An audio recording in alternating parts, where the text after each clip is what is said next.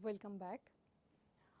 In today's lecture, it will focus on the nuclear dynamics of South Asia, a very interesting topic and an area that represents one of the most complex strategic environment in the modern world. In the contemporary literature, this region is no longer viewed as a simple dyad between India and Pakistan. Instead, nuclear South Asia is impossible to understand without understanding the involvement of the third player, that is China. And we must analyze it as a triangular or entangled system that fundamentally include China. Now, as we begin, we must define our terms, that what do we understand by different terms that we are using here. If you can recall, in the last lecture we understood the term or discussed the term the third nuclear age,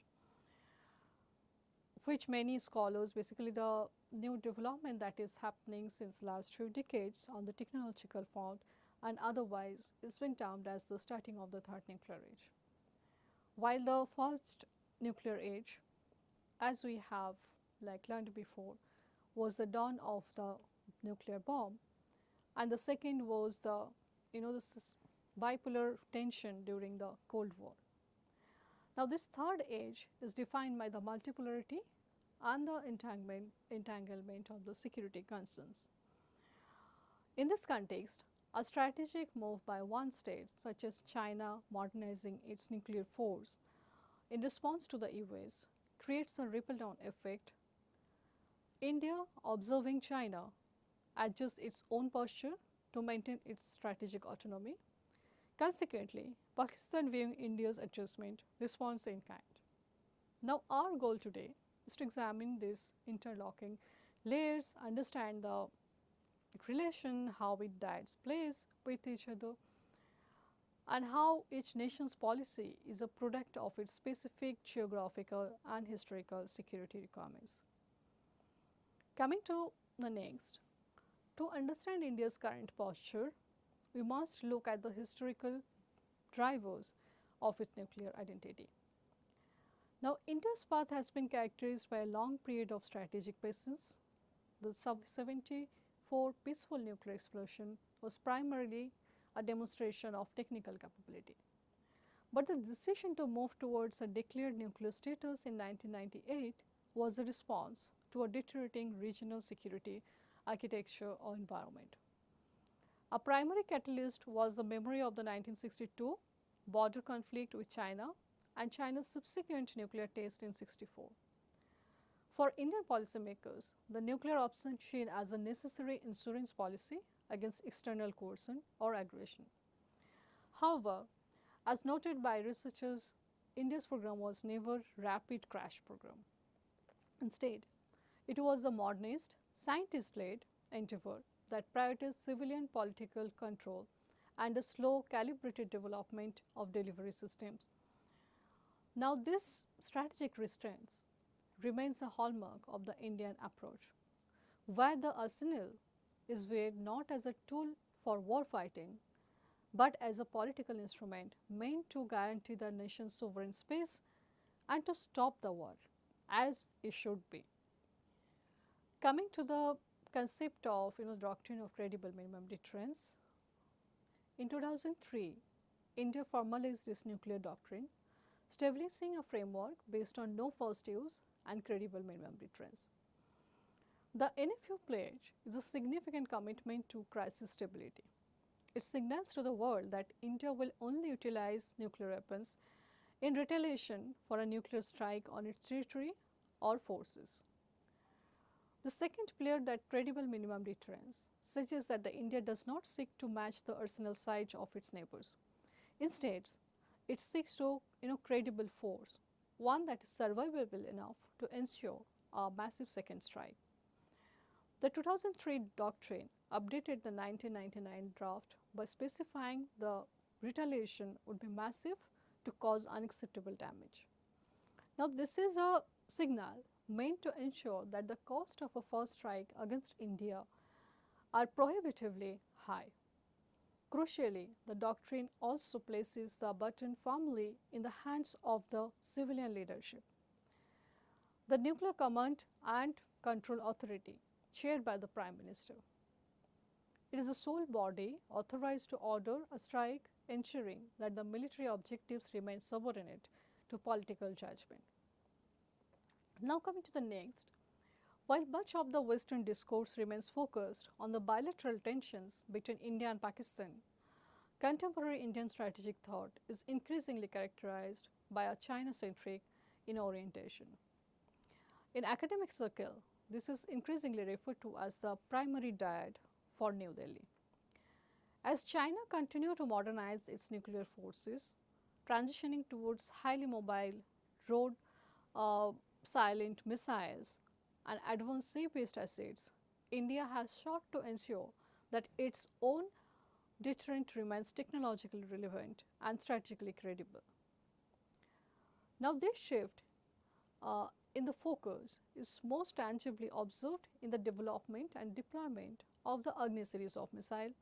The Agni 5, with its intercontinental range exceeding 5,000 km, provides India with necessary range to cover a large portion of India South Asian territory. Analysts suggest this capability is essentially for maintaining a balance of consequences, ensuring that any potential coercion is met with a credible retaliatory signal. However, it is vital to note that this is not a traditional Cold War style arms race. Both New Delhi and Beijing maintained relatively modest arsenals compared to the global superpowers during the Cold War time, adhering to the doctrines that emphasizes the utility over numerical parity, political utility of the weapon over numerical competition or parity. The core challenge there is what scholars call entangled stability. As China develops its capability and defenses in response to the US, India may feel a structural necessity to enhance its own systems to maintain the status quo. Even if India does not have a direct threat perception from China's development, we always have an indirect threat perception in the nuclear realm. This creates a complex cascading loop where strategic developments in the Western Pacific directly influence the security architecture of South Asia. Moving to the next, we must also examine Pakistan's full spectrum deterrence posture. Because Pakistan faces a significantly larger neighbor in India, both in terms of geographic depth and conventional military assets, its nuclear doctrine is explicitly designed to serve as an equalizer. Unlike New Delhi, Islamabad does not adhere to a no first use policy. Instead, it maintains the option of first use to deter a conventional defeat or a massive territorial incursion that might threaten the state's viability. These are defined as 4 red lines that Pakistan considered as violation to their sovereignty, and proportionate nuclear response might be given accordingly. Now, to operationalize this doctrine, Pakistan has expanded its capabilities to include the Nasr short-range multi-tube ballistic missile system, which is essentially a tactical nuclear weapon. Now, the strategic logic is to provide a low-level deterrent by placing nuclear capabilities on the battlefield. The intent is to deter India's proactive conventional strategies or to mitigate the conventional parity gap with India, signaling that even limited territorial gains could carry a nuclear risk. Now, this complex posture is managed by the Strategic Plans Division or SPD, a highly military bureaucratic organization that tasked with maintaining the security and induction and command and control of the Pakistan's nuclear arsenal. While international observers often express concern regarding the forward deployment of tactical assets, Pakistani strategies emphasize that these tools are essentially for maintaining regional stability. In their view, by closing the conventional gap with nuclear signaling, they ensure that any conflict remains too inherently risky to initiate, thereby preserving a cold peace through the credible threat of escalation. However, we must now examine the significant risks that this system poses to regional peace. In strategic literature, the primary concern is the lowering of the nuclear threshold by using this kind of tactical nuclear weapon. By integrating nuclear weapons at the tactical level, essentially placing them on the battlefield alongside conventional artillery, the distinction between conventional and nuclear warfare becomes dangerously blurred. One of the most acute dangers is what strategists call the use them or lose them dilemma. Because the Nasir is a short-range system, it must be deployed close to the front lines during a crisis to be effective. Now, if these assets are at risk of being overrun by an advancing conventional force, a local commander faces an agonizing choice: launch the weapon or allow it to be destroyed or captured. Now, this pressure significantly accelerates the escalation ladder, potentially forcing a nuclear decision much earlier in a conflict than either New Delhi or Islamabad might intend. Furthermore, the deployment of TNWs necessitates a degree of degraded, delegated command. Unlike strategic missiles kept in hardened silos under the central authority, battlefield weapons or tactical nuclear weapons may require pre-delegated launch codes to be militarily useful in the fog of war. Now, this increases the risk of unauthorized use or accidental discharge of the missile. Finally, the presence of Nasir also complicates the crisis management. In previous standoffs, the international community had a window of days or weeks to mediate.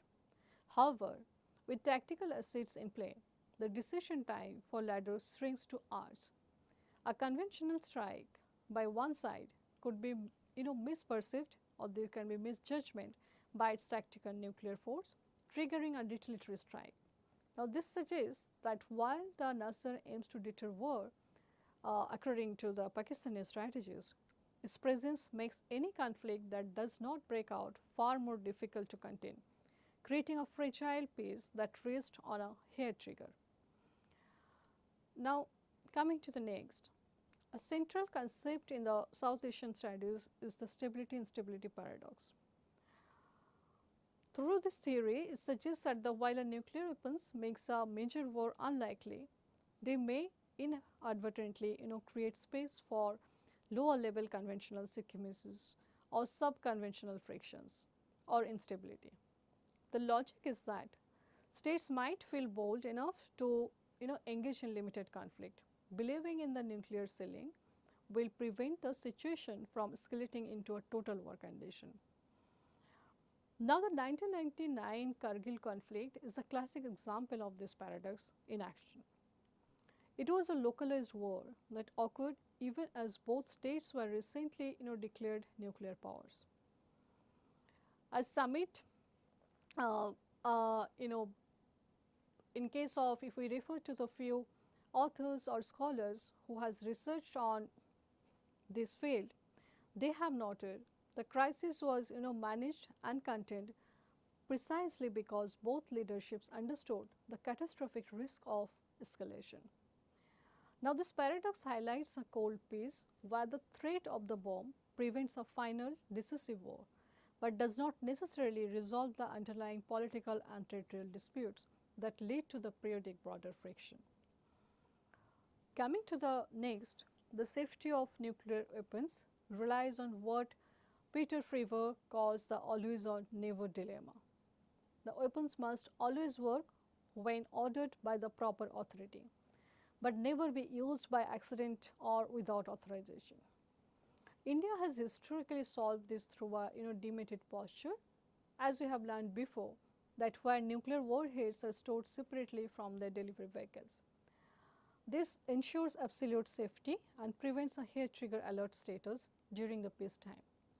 However, as the strategic landscape incorporates emerging technologies like cyber warfare, AI, the task of maintaining robust command and control becomes increasingly inherently complex. In a crisis, the transition from a de-alerted state to a ready one, the process of mating components acts as a high-stakes communicative signal. If an adversary misinterprets these defensive preparations as an offensive shift, the risk of preemptive escalation rises.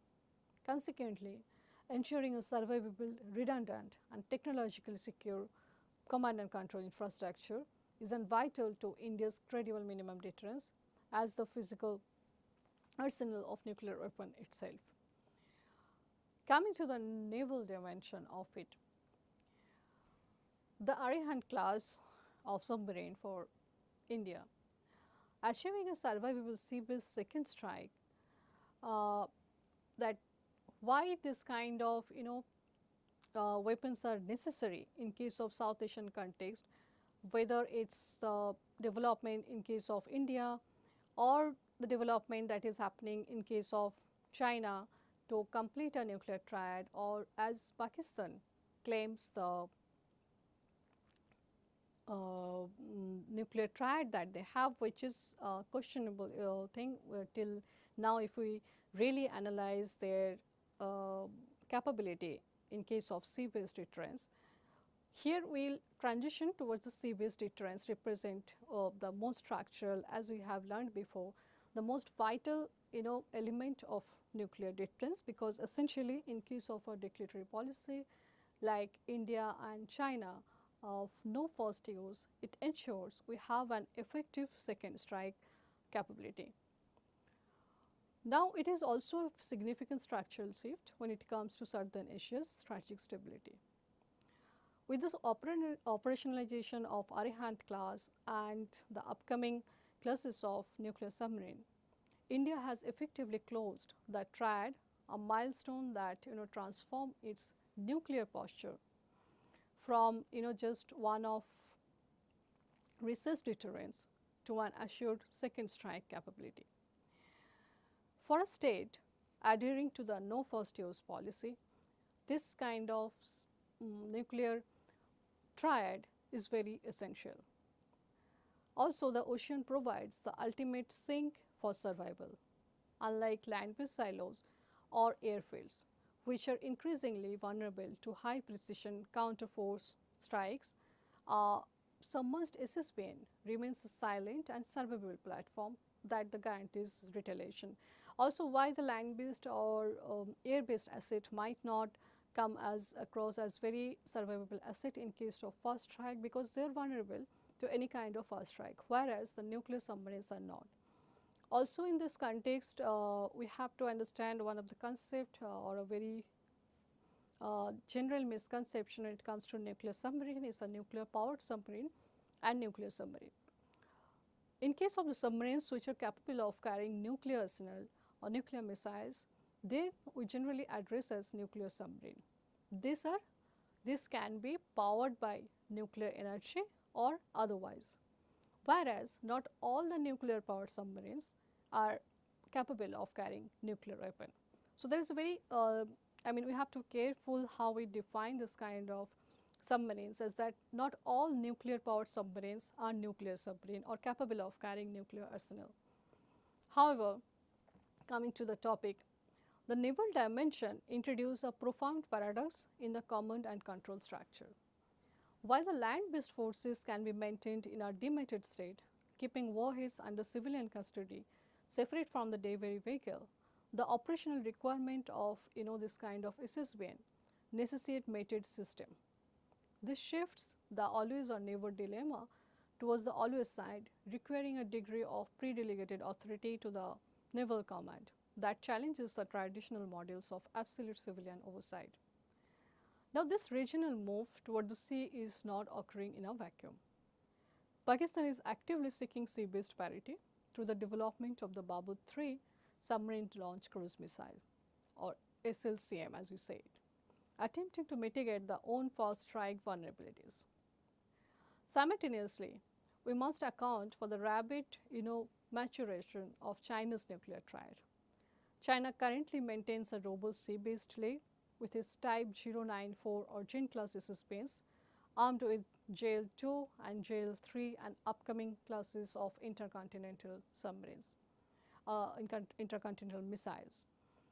China's nuclear modernization, particularly its transition towards continuous at-sea deterrent patrols, serves as a primary driver for the technical requirements of the Arihant program and the development of longer range K series of missiles in case of India. As these three powers increasingly move their strategic assets underwater, the challenge of maritime communication and the risk of accidental escalation in the deep sea become central theme of regional crisis management. Coming to the next, the introduction of ballistic missile defense system as we have learned. Before, in the South Asian theatre, it represents a complex shift in the region's strategic architecture. India's development of its two-tier system, utilizing the Prithvi air defense for high-altitude interception and the Advanced Air Defense or AAD for lower altitude threat, is officially framed as a means to protect major population center and critical infrastructure. While defense is, intuitively viewed as stabilizing in strategic theory, it often also acts as the disruptor. If a state believes it poses as effective shield, it may inadvertently lower the threshold for conventional risk-taking, a phenomenon known as the stability-instability paradox. The regional response to this defensive layer has been a quantitative and qualitative expansion of offensive arsenals. We see this most clearly in Pakistan's development of the Ababil missile, which employs MIRV technology specifically designed to saturate or overhaul the BMD radars. And not only in case of Pakistan, but there is China also, and this kind of MIRV capability that kind of necessitates for India to develop this kind of defensive technology.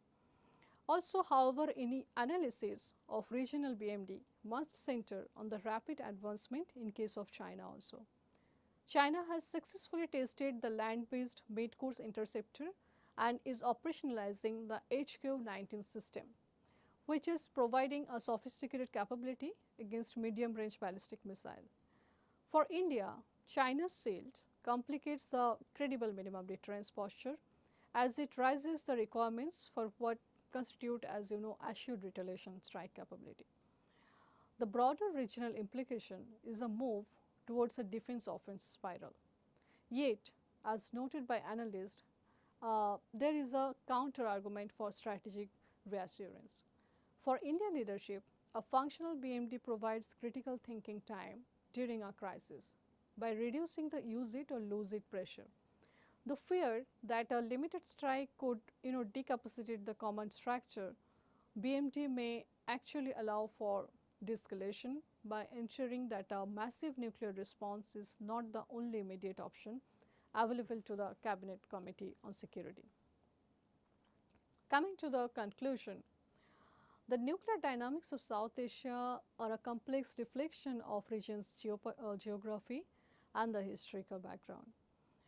India's posture is characterized by a commitment to strategic autonomy and no first use, balancing its security needs against China and Pakistan with a long-standard tradition of restraint and using the nuclear weapon purely for political purpose and not as a weapon of war fighting.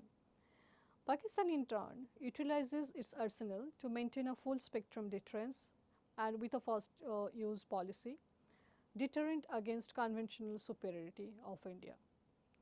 As we look to the future, the entanglement of these three powers with global actors like the US will remain the defining feature of the region, and how these dyads play out among each other, that will also define the future of the region. Deterrence in South Asia has successfully prevented a total war for nearly 3 decades, but it remains a system that requires constant maintenance. The challenge for the next generation is not just to manage the crisis, but to develop robust risk reduction measure, de-escalation measure, and confidence building that ensure the mushroom cloud remains a theoretical shadow and never a reality. This concludes our lecture today.